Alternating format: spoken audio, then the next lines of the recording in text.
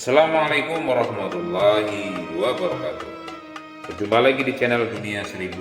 Semoga kebaikan tercurahkan untuk kita semua. Amin, amin, ya rabbal alamin.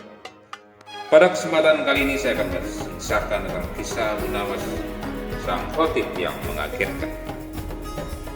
Siapa yang tidak tahu Abu Nawas selain dikenal cerdas dan punya 1001 cara dalam menyelesaikan masalah, ia juga dikenal sebagai seorang mubalik oleh para tetangganya dan warga sekitar.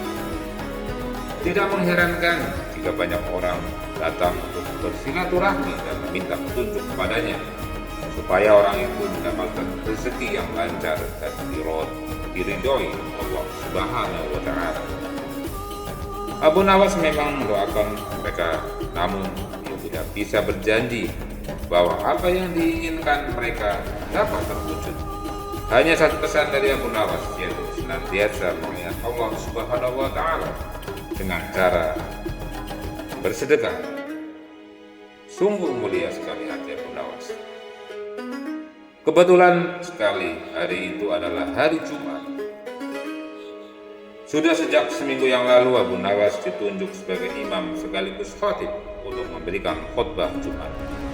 Tentu saja Abu Nawas selalu bertanggung jawab atas apa yang akan dilakukannya. Ia pun bersiap-siap. Setelah ia membersihkan diri dan berpakaian rapi, Abu Nawas berpamitan kepada sang istri untuk pergi ke masjid.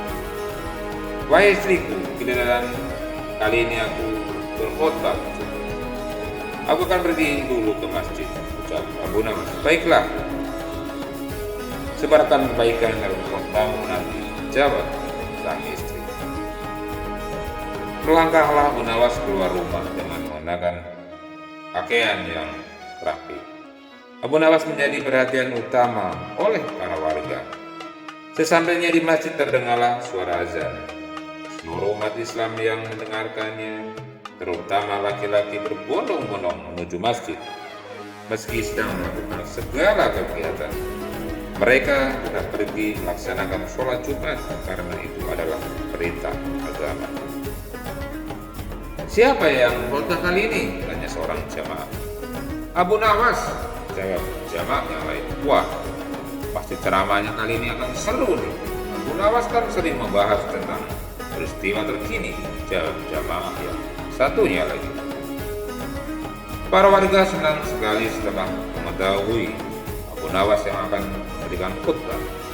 Biasanya khutbah Abu Nawas sangat sesuai dengan situasi terkini, jadi mereka tidak ingin menyia-nyiakannya.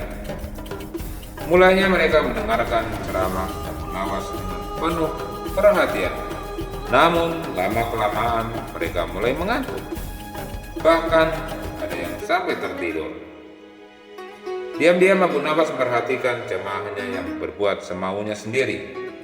Terlintas dalam pikirannya untuk membuat jamaah yang tidur menjadi terbangun kembali dengan cara berteriak.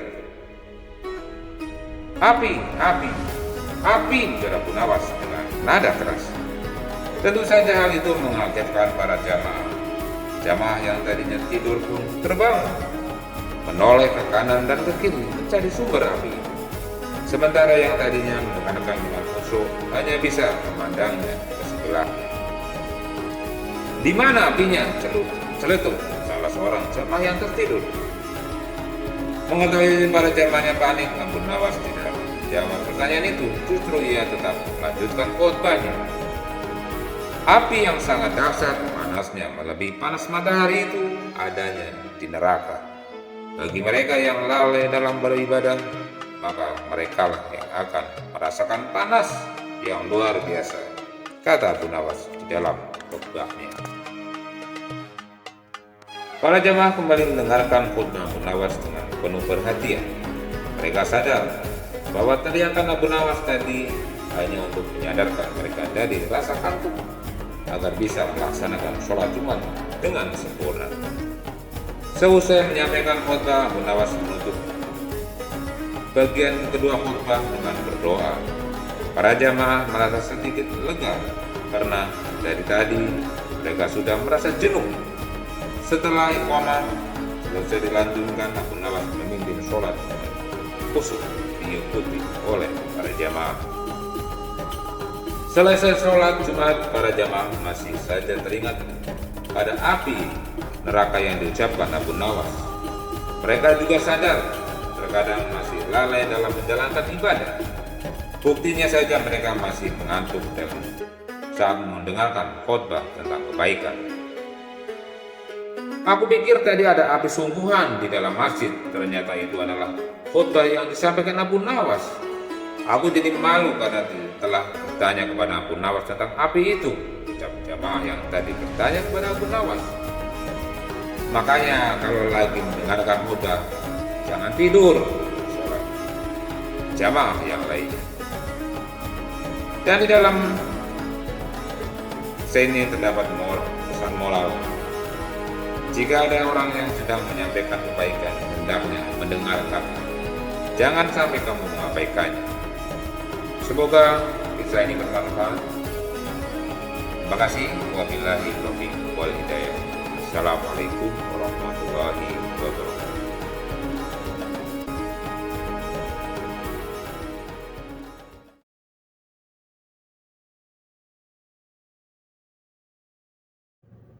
Assalamualaikum warahmatullahi wabarakatuh.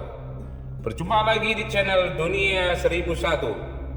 Semoga kebaikan dan keberkahan selalu terlimpahkan untuk kita semua. Amin amin ya robbal alamin.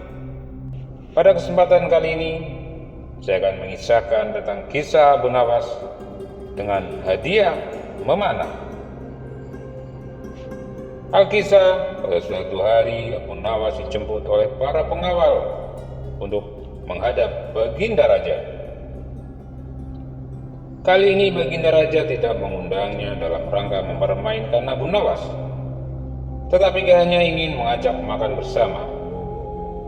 Abu Nawas datang dengan mengenakan pakaian yang sederhana, dan di pendopo istana Baginda Raja telah menyiapkan segala makanan yang lezat dan minuman segar. Niatnya Baginda hendak mengajak Abu Nawas untuk berbincang-bincang santai. Akan tetapi melihat makanan yang banyak dan lezat, Abu Nawas tidak kuasa menyantapnya. Ditambah lagi Abu Nawas harian itu belum makan, sehingga perutnya terasa lapar meminta makan. Saat Abu Nawas sibuk menyantap makanan, Baginda Raja terus berbicara tentang kekuasaan, wilayah yang luas, dan hal-hal lain tentang kerajaan. Baginda terus membahas soal ini itu kepada Abu Nawas yang sedang sibuk makan. Namun karena menghormati Baginda Raja, Abu Nawas hanya manggut-manggut. Sesekali ia menjawab, begitu ya Tuan. Begitu terus berulang-ulang. Setelah sekian lama bercerita tentang kerajaannya, Baginda Raja mulai bertanya kepada Abu Nawas, "Wahai Abu Nawas, sebenarnya berapa harga diriku ini?" Sambil menahan perutnya yang kenyang, dengan enteng Abu Nawas menjawab tanpa pikir panjang lagi, "Menurut hamba 100 dinar Baginda." Sontak mendengar hal itu, Baginda Raja tentu saja marah karena Abu Nawas dianggap telah merendahkan harga dirinya. "Keterlaluan kau ini Abu Nawas. 100 dinar itu cuma harga ikat pinggangku saja," bentak Baginda Raja.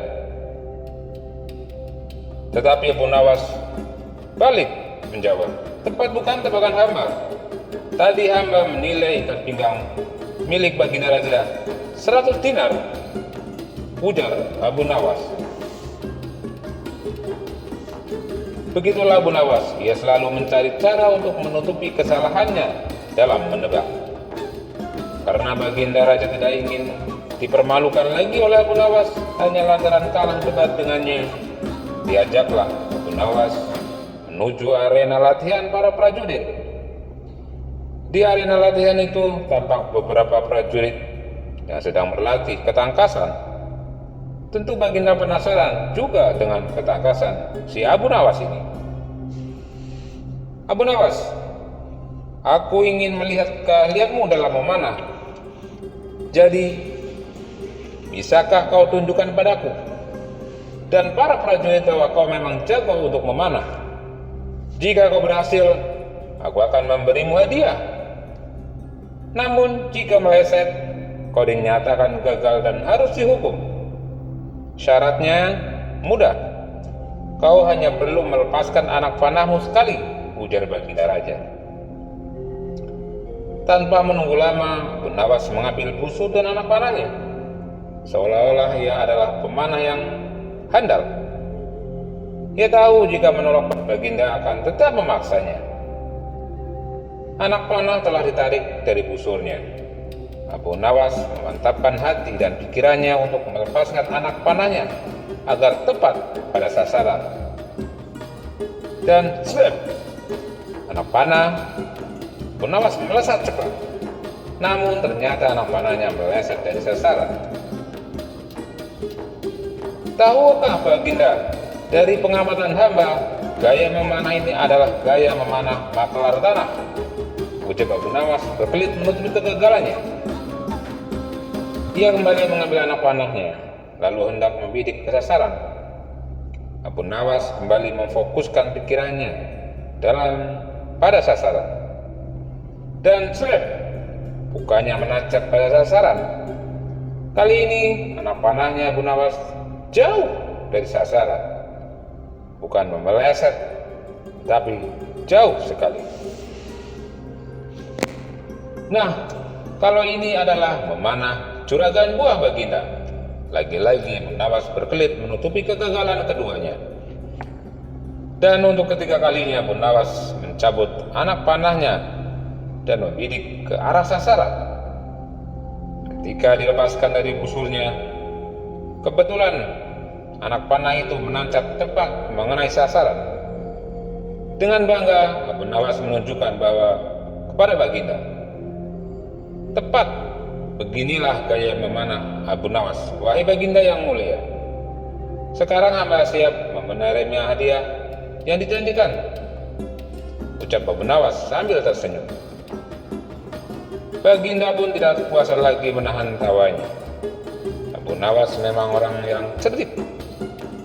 Baginda pun memberikan hadiah itu kepadanya. Lagi-lagi Abu Nawas selamat dari hukuman berkat kecerdikannya memainkan kata yang masuk akal. Akhirnya setelah menerima hadiah itu, Abu Nawas meminta diri untuk pulang. Ia tidak sabar ingin memberikan kepada sang istri. Dan dalam kisah ini ada pesan moral, orang yang cerdik selalu memiliki cara untuk menyelesaikan masalah. Jadi, perbanyaklah belajar agar kamu bisa jadi orang yang cerdik. Terima kasih, mohon maaf. Wabillahi taufiq wal hidayah. Wassalamualaikum warahmatullahi wabarakatuh.